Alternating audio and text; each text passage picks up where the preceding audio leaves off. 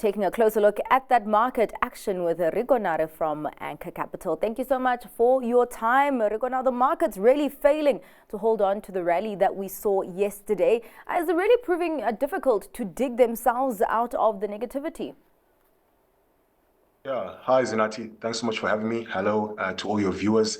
As you said, just kind of highlighting kind of the local market. We've seen it, the JSE mostly trade flat to lower today. The all-share index down about 0.4%. I think you've already alluded to it. The top 40 down 0.5%, weaker in the early trading portion of today.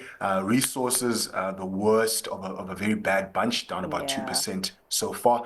But I think if you just zoom into our currency as a bit of a proxy for, risk appetite and risk sentiment, what you're seeing is our currency hovering at about 18 Rand 37, 18 Rand 40, and yeah, mostly flat today. And I think what we're seeing traders and investors largely adopt a very cautious tone ahead of the very important US jobless claims number that's expected out today.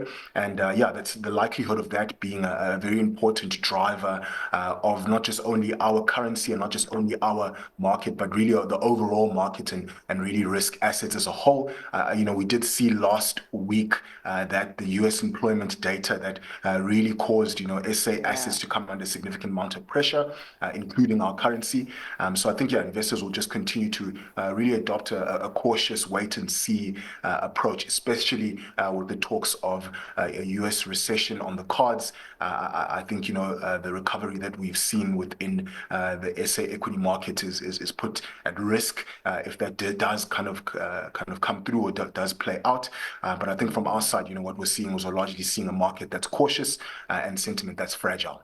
It's really quite interesting because usually when there's a lot of risk-off sentiment, we talk about the resources 10 complex being under pressure today, and usually when there's risk-off sentiment, you see people fleeing to gold, but even gold today is actually in the doldrums. So really, I guess, emphasizing the kind of caution that investors are taking on everything at the moment. Reko, let's go on to some of the company news that came out today. Starting off with SAPI, they released a third quarter results. Headline earnings per share there I saw flat in the third quarter compared to the third quarter in the previous financial period. But it was actually quite interesting to see the growth between this quarter, the third quarter of the current financial period, the growth there from the third quarter of the last financial period. But then also quite an interesting picture looking at the pressure that the company has taken, looking at the full 9 months of the current financial period compared to the full 9 months of the last financial period. But I guess really there's a lot of cyclicality embedded in that stock. Just talk to me about the performance that we saw today. I did see that the share price did give up almost 2%.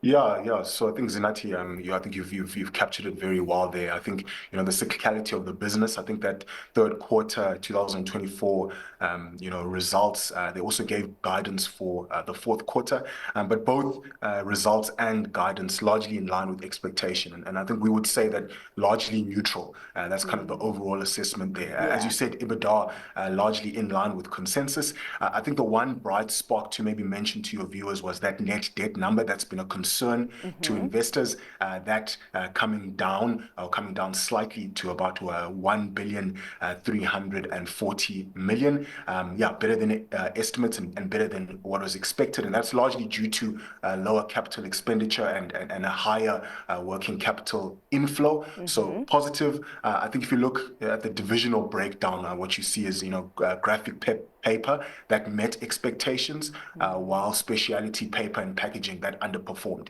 And that's despite, as you already mentioned, a very strong quarter-on-quarter for the South African packaging volumes. So I think overall, as you said, by and large, both from a results perspective and from a guidance perspective, coming in line with expectation. I think we're happy to kind of play on the sidelines with this one. And as you said, share price kind of sort of flat-ish today. And then year to date, you've got a share price that's up about 6.4%. Well, a share price that isn't flat today is MTN. I saw that it was actually one of the biggest gainers today. The last time I checked, it was up almost 9%.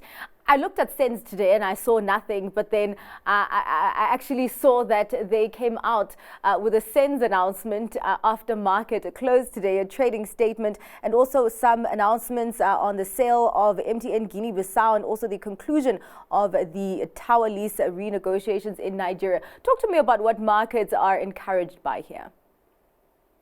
Yeah, Zinachi. So I think that trading statement, as you've already alluded to, that was released kind of in early morning of today.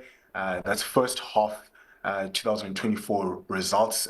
They are expected out on the 19th of August. So this is just really just a statement just flagging those results.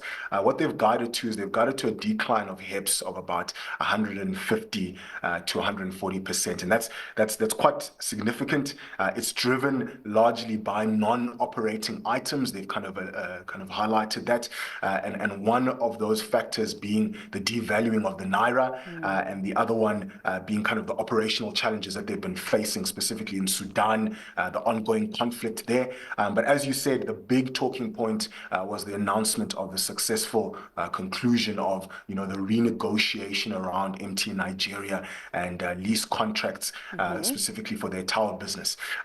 Basically, what that means is that they've kind of extended the tower lease agreements to 2032, and as you've already said, the sale of MTN Guinea-Bissau. But specifically zooming into that contract deal, I think investors will largely be quite constructive and quite positive about that, kind of encouraged around that update on the leases, and that really has plagued the thesis for MTN. That, along with the devaluing of the naira, has plagued the thesis for investors when they look at MTN. So I think largely that was constructive. I think you've got a share price that's up 9.5%, but definitely not out of the woods yet, Zinati. I think the share price year to date is down 35%. So still a long way to go, but a step in the right direction from our side. All right. We'll talk about the right direction. What is your stock pick for today? Okay, Zinati, I think, I'm going to look kind of offshore. I'm going to kind of zoom into Disney. They released results for the second quarter of 2024 last night. We're still digging through the results, but I think what you can see is largely ahead of expectations. Success of that Pixar film, Inside Out 2, that's definitely helping to overcome the decline that they've seen within their theme parks business. Operating income nearly tripled, specifically for the entertainment business. And if you just kind of like combine the streaming business, that's Disney Plus, that's Hulu, that's ESPN Plus, really posting a profit, which is quite constructive and quite, just really comes in and helps underpin the whole thesis for us. And then, of course, you've got the whole Bob Iger's back story still playing through. From our side, we're confident around Bob Iger's leadership ability and his ability to just really steer the company in the right direction with his return to the helm. All right. Well, thank you so much for your time and for your insights on what is currently moving investors' money today, Reko. That was your midday market update with Anchor Capital's Reko Nare.